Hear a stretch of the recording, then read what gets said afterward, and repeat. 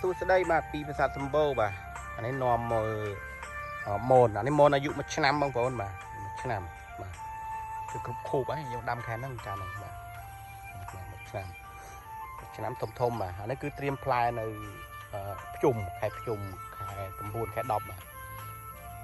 អានេះក្រោយកាត់ស្មៅរួចបាទចង្ការយើងខ្ញុំអត់មានបាញ់ថ្នាំគីមីទេបាទ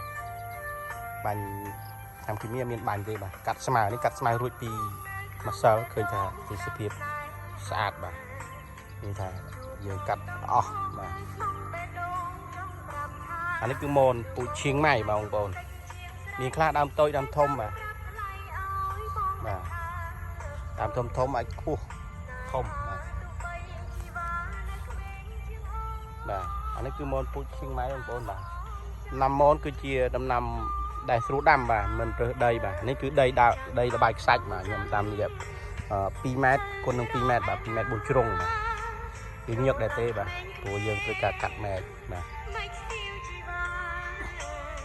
នេះគឺដើមពងល្អបាទអានេះគឺត្រៀមផ្លែ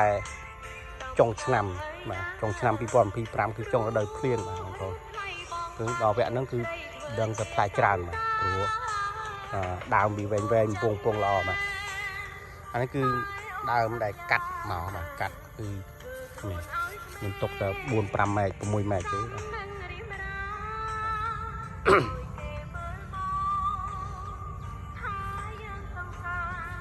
បាទហើយយើងខ្ញុំក៏មានពូជសម្រាប់លក់ដែរបាទបងប្អូនចាប់អារម្មណ៍ទេអាចតាក់ទងទិញបានបាទពូជឈៀងម៉ៃក៏មានពូជតៃវ៉ាន់ក៏មានបាទពូជទូគីក៏មានបាទពូជផ្លែធំបាទទូគីបាទបងប្អូនចាប់អារម្មណ៍ទេអាចតាក់ទងទិញបានបាទនេះគឺពូជឈៀងម៉ៃទាំងអស់មកប្លុក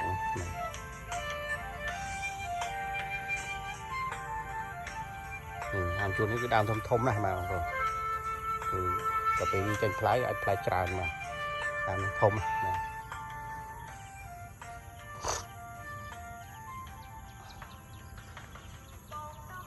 ឬក៏បងប្អូនចង់សួរពីបច្ចេកទេសដាំបាទមុននឹងយកទៅដាំបាទសួរបានបាទប្រាប់ទាំងអស់បា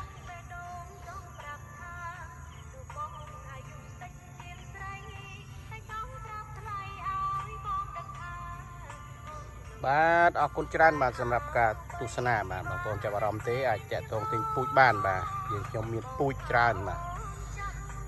ពូជគឺធានាពីសុទ្ធ100%បាទគឺមានពូជឈៀងម៉ៃទូគីនិងតៃវ៉ាន់បាទអរគុណច្រើន